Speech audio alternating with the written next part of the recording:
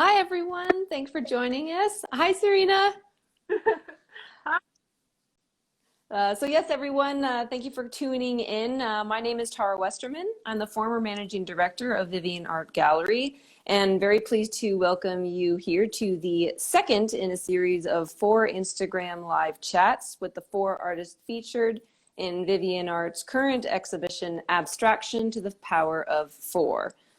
So this exhibition is presented on the occasion of Vivian Art's participation with Art Toronto 2020. And I have the wonderful opportunity to speak to each of these 4 featured artists independently, and we'll talk about how they are individually approaching abstraction in their practice and other interesting things I'm sure will come up during our chat too. So today I'll be speaking with Serena Beaulieu. Yes? Hi. Thank you. Hi, how are you? Good, yourself? Good, thank you. So yes, a bit of a background. So Serena holds a Bachelor of Fine Arts from Concordia University in Montreal, where she currently lives and works. And since graduating in 2017 has been very, very busy.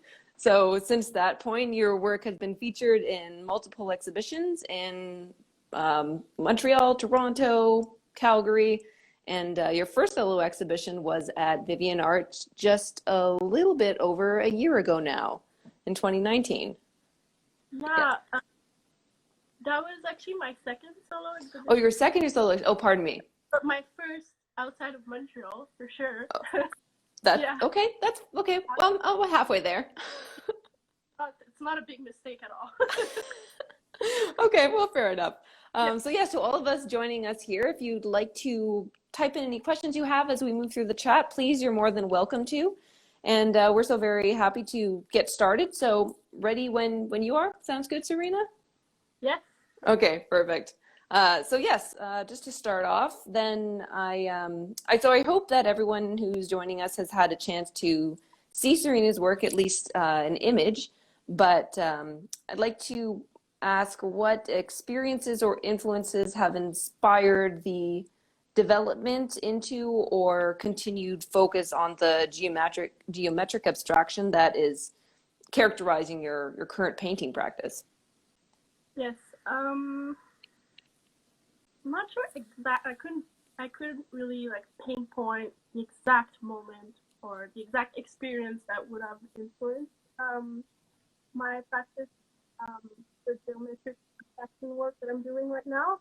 I do think that growing up in Montreal and seeing a lot of les plastiques at the MAC, at the Museum of Contemporary Art, and even at the Museum of Beaux-Arts in Montreal, those were all around when I was growing up, going at the museum, so a lot of geometric abstractions, lots of heartage, with one of my biggest influence, I would say, always has been Yves Gaucher, for the colors, for the shape. It's just, I think the first time I've seen an Yves Gaucher painting, I just froze and I just looked at it for so long. It's just something with the tones, with the colors, and yeah, it's hard to explain, really. For sure, also architecture influenced my work, and growing up in Montreal, having spent all my studying years and actually all my life in Montreal, with the architecture of Montreal is really rectangular, and there's not a lot of geometry. I'm not sure how to say that in English, but like you can see in Paris, like Haussmannian architecture, where there's a lot of curves, kind of like organic, and you see some cherubs or stuff like that. It's not like that here as much.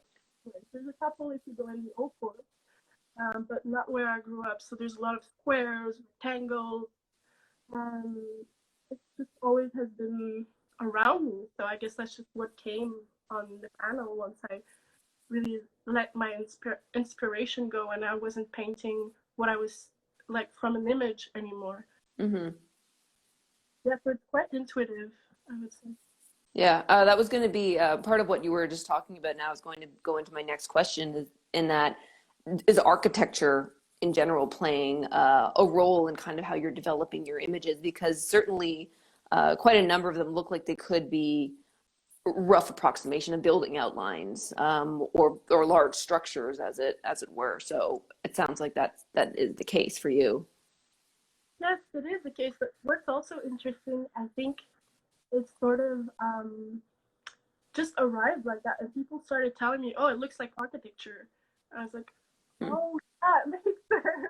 And I started Yeah. just looking around. I mean, I for sure get my inspiration from what I see, and even just being in a room, you can see some angles from the wall and everything, and it was inspiring me.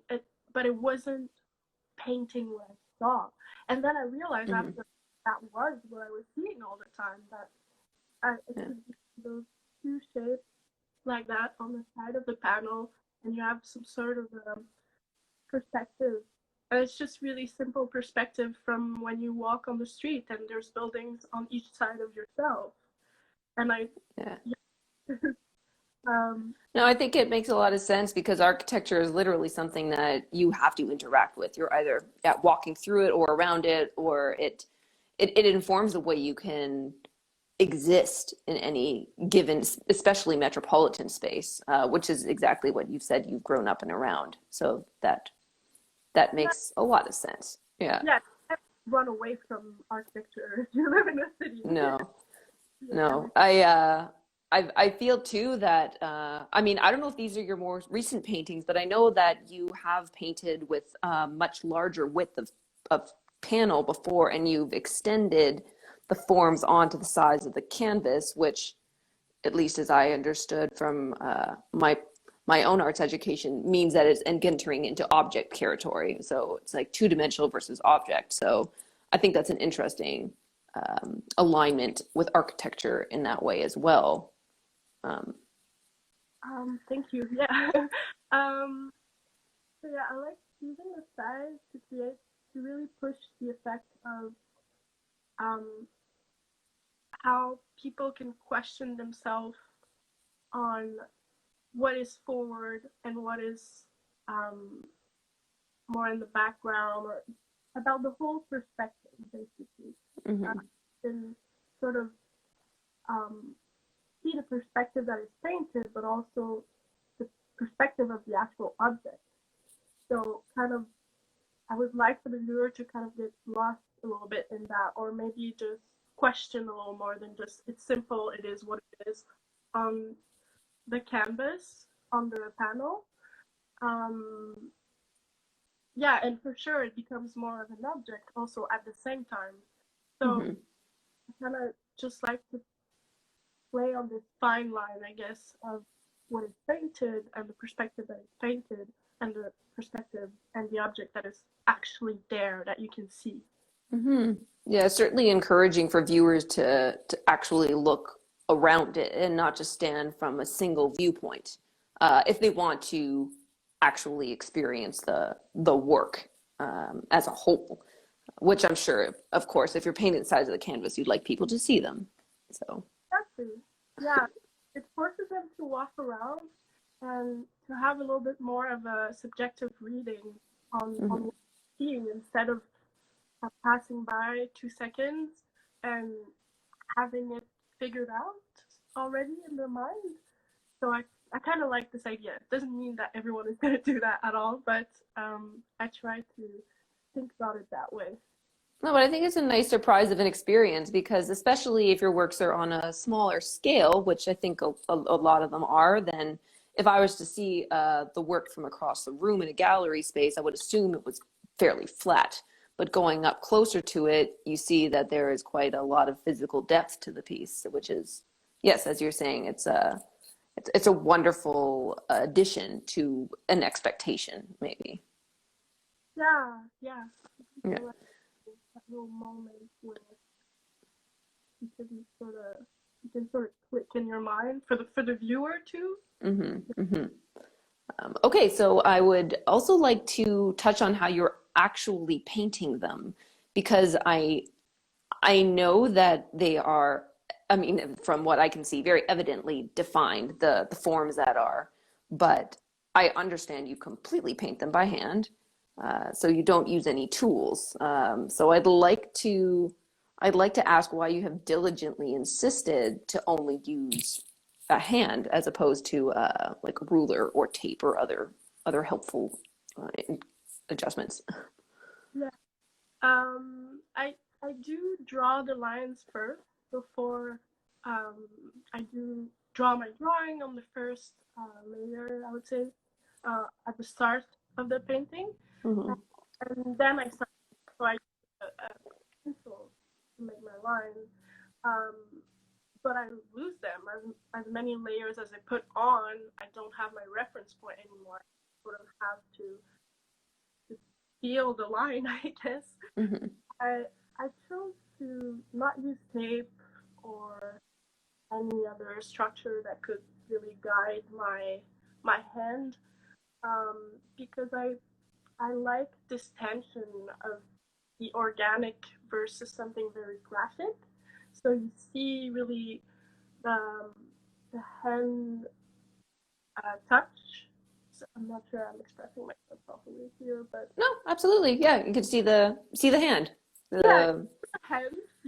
You can imagine the hand painting it, as opposed to just a straight line that is really really straight and graphic. And I think my paintings are already in seem really graphic, so then it creates a like tension. In my opinion, it's also slowing the process so much. mm-hmm. Um, so I can really let the painting sort of evolve by itself. Because sometimes I start with a color and then the combination just doesn't work as well. So because it takes so much time, I can question myself even more about.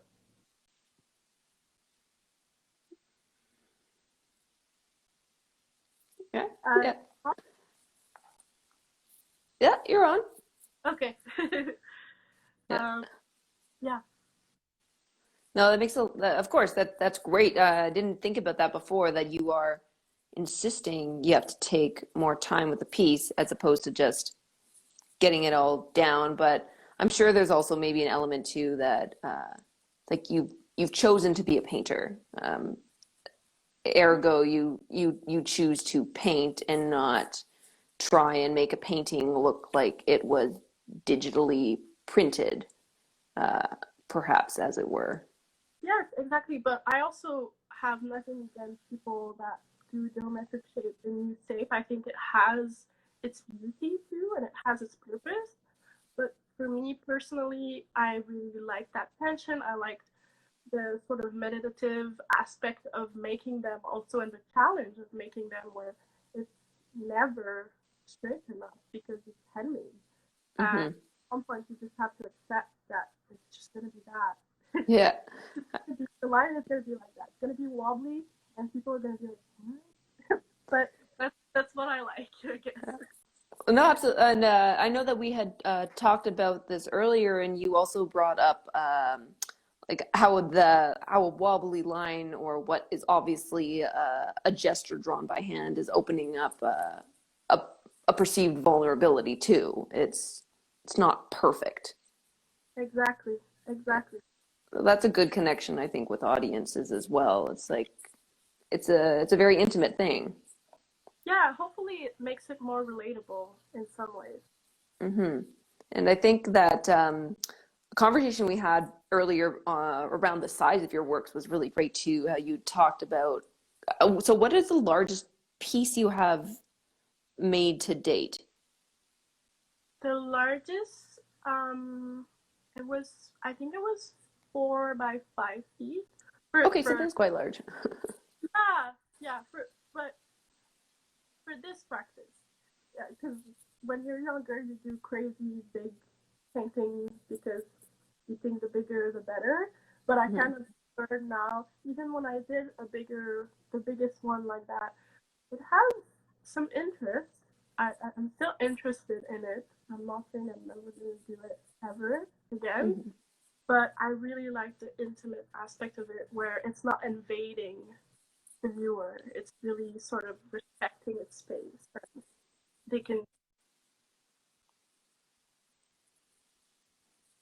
Hmm. Really, Yeah, and I love, I think it's hard. yeah. Yes. And I love too in that when that was brought up, I think before the difference of creating an intimate geometric abstraction painting as opposed to the uh, the big guns that had actually influenced you, like Yves Gaucher, into abstraction. Or Yes. yeah, I mean to view one of your works is a very different experience than viewing a massive Barnett Newman painting, where you have to it consumes you, which is an amazing feeling in and of itself, I think. But it almost with your works, it's like they can become a part of your space. They don't just kind of take you in. Exactly. Yeah. It's still an interesting direction I would maybe like to take at one point, but for now, I really like Yeah, no, the intimate is good. It makes sense. Does the scale of your work, has that helped translate as all at all in the last number of months where um like basically to make yourself more portable if you were kind of moving around as you needed to negotiate like different studio space areas perhaps? Yeah, yeah. I really just mostly work at my studio. I'm lucky enough to only have two studio mates, and we're never really there at the same time, so it's kind of perfect. Hmm.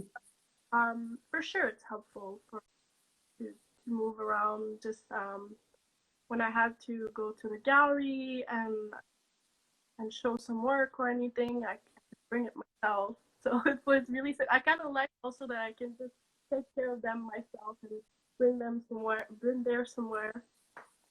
them somewhere. Yeah. um, yeah, makes them more, I don't know how to say, I don't want to say precious. I just mean more like you can really care about them. Not Hmm.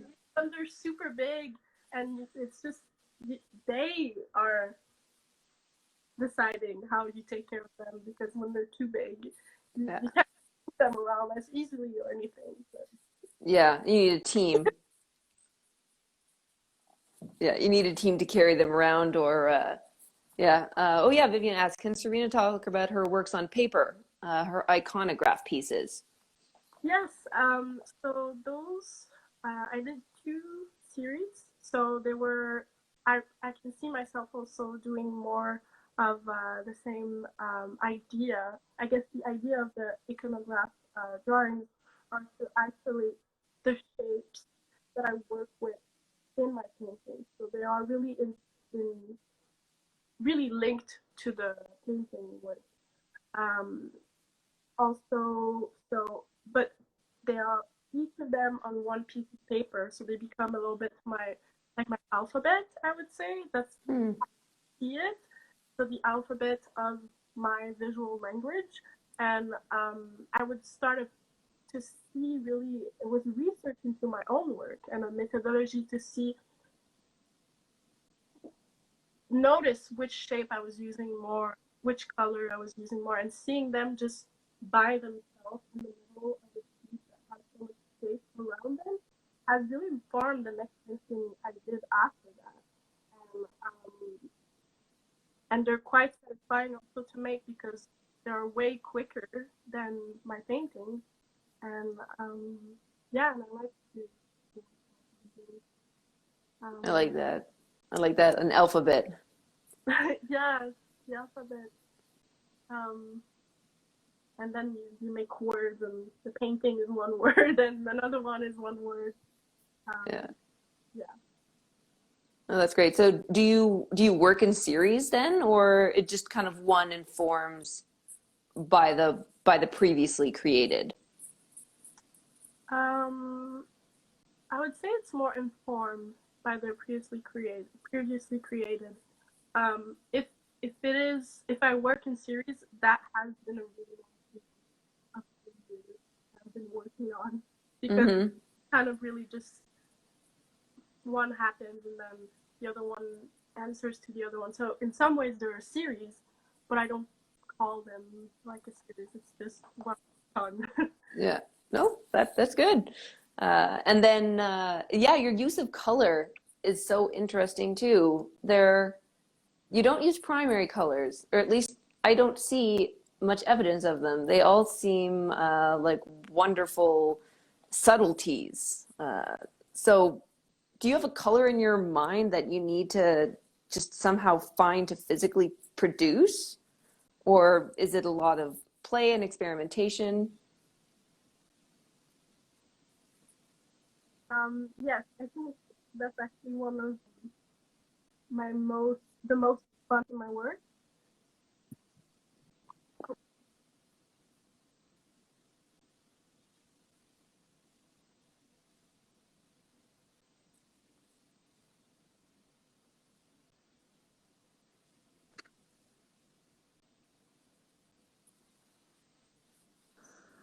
Hello? Hello? My phone is, can you hear me? Hello? I can hear you. Yeah, oh, there you go. You said your phone is doing some crazy things. Yeah, my phone is doing But yeah, so crazy the things color. to survive. Yes, That'll be okay. it won't just explode right here. So yes, colors is I would say the exciting part of the process for me because it's really um, exciting to so as you said, I don't use this color I use them and I research them of what is in my mind to actually do I have the color in my mind for the painting.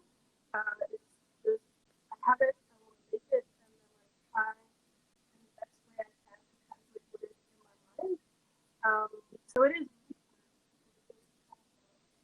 tradition in the color world or something, and sometimes I remember the color that I have in my mind. Um, sometimes because I don't have the right things and like the right try to make it. Hmm. And then, but when you find it, when I find the color, it's very exhilarating. Yeah. And then again, I find the color, and then if I put it next to the other one that I wanted to use, sometimes it doesn't at all. It doesn't work with the other one. It's not what you see from color interaction. And but I guess that whole research of color interaction with the shape too um, is the biggest fun that I have in this. Yeah. No, I mean, so yeah, just your sound was coming in a little bit, but just to reiterate, yes, you do see a color in your mind, and then you work to find that color as it can exist on the paper or canvas, which yes would be I would say a thrilling exercise. It's kind of like is it kind of like meeting a friend? Like it's like there you are. Exactly, exactly. Oh, okay, here you are in real life, not just in my head. No. And in Yeah. your work too, it seems that like because you're not painting three-dimensional objects, the color exists as the form. So like if yeah, if that makes sense. The perimeter of the color marks the perimeter of the shape. Yes, yes, exactly. Yeah. So of course that would be a very important element for you. Definitely. Is it what kind of paints are you predominantly working with? I work with acrylic paint the most. Hmm. Sometimes I use this paint that is it's called Flash. It's made with vinyl. Hmm. Has this really matte aspect, but I haven't been using as much of it. Lately, mostly acrylic paint. Is it frustrating at times if the color dries differently than when you Yeah, first put it on? Yes, it yeah. is. I try to do some tests. So I usually do a preliminary drawing of the painting, and I guess that's also where I choose my color. But then sometimes again, when I put it on the panel, it doesn't work as well. But I do the drawing, and then I just paint quite intuitively, try to mix the colors, and then I put it on. I wait for it to dry to see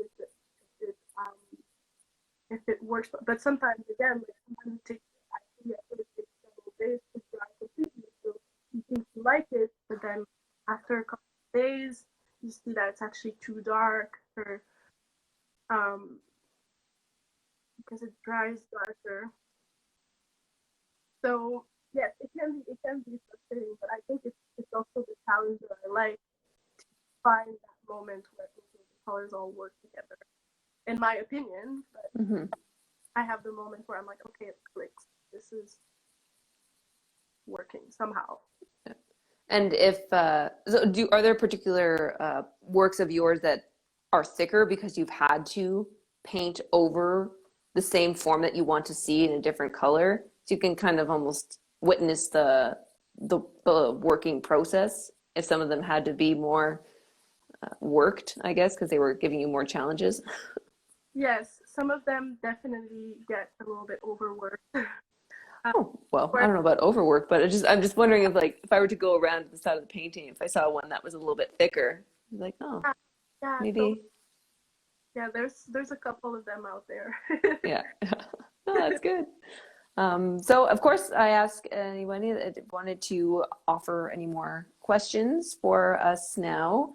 Otherwise we'll keep going with a couple of others. What kind of paintings were you or artwork were you making before you went into this geometric abstraction focus? I'd be interested. Yeah. Um, well, first I was making really more expressive abstractions. I would say close to John Mitchell and maybe Cy Twombly. So something very expressive. I would put into words. That was at university, and Hmm. in the first year, and maybe also in surgery. And then after that, I started painting images of other artists' work that were inspired me. So I would paint the image of a painting or the image of a sculpture in a gallery of a couple of artists that were actually working with geometric abstraction themselves. Hmm. Um, and then I slowly just started painting my own things. Yeah. And then Sean asked two favorite artists when it comes specifically to color. Two favorite artists. I really love Anne Truitt. I have a hard time to say her Anne last name. Truitt, yeah. Thank you. Yeah, Uh, no, she's a good one. I had that in my head before we started this chat. It's like, I like Anne Truitt. I wonder if she. I love I love her work. I've read her books too. Um she is was an amazing woman, amazing art. And I've seen her work at the Edition, and I cried. I cried Oh, when I visited. oh, wonderful. Yeah, I mean, I think there was also a build up because I've wanted to see her work so much, but it was so beautiful with the daylight, and there was sculptures and then painting on the walls, and just her use of colors are so magnificent. That would be one of them, and I think actually I've made him earlier, but Yves Gaucher would be the second one. Yeah. Uh, Way darker colors at times, not all his paintings, but it just really speaks to me. The color combination he uses are usually just marvelous. Yeah. No, and I mean, it must be meaningful to growing up kind of in his hometown. Uh, Yeah, Maybe there's a different kind of connection there for you too. yeah, totally. Wonderful. Okay, great. Um, Unless did you want to like offer anything else to our chat? No, I was just thinking about the Yves Gaucher, and I remember it made me think when you said growing up in a city. There was an exhibition that we did at school, and it was my work was inspired by Yves Gaucher, and then it was shown at l'Ancienne École des Beaux-Arts, and I was super happy to know that he went there and that But then I found out after that it wasn't even in the same building at that time that he was studying. I felt like it was a very moment of coincidence, and it was really speaking to my work. But I did those printings that were kind of reflecting on his work, and it was even called by by his name, the name of the work. It just makes me think of a moment. Yeah. Yeah. No, I think it is I think it's right. I mean, if these artists are producing work in the same spaces that you are, I mean, of course it's changed, but Yeah. perhaps the feeling is the same. The energy of the city or your respective experiences in the province, which is very different, of course, from others in the country. So, of course, I think it would translate quite. And of course, Montreal is such a wonderful contemporary art history in abstraction. Yeah. Yes, it is. It is. There's so much to see here. Yeah. Wonderful. Well, thank you so much for joining me tonight. It's been a great chat. And for all of you Thank tuning in, then we'll have our next on this coming Wednesday with Scott Everingham. But it's been wonderful talking to you, Serena, and I look forward to talking to you soon. Yes, yes. Thank you, Tara. Great. Bye. Bye, everyone. Bye, everyone.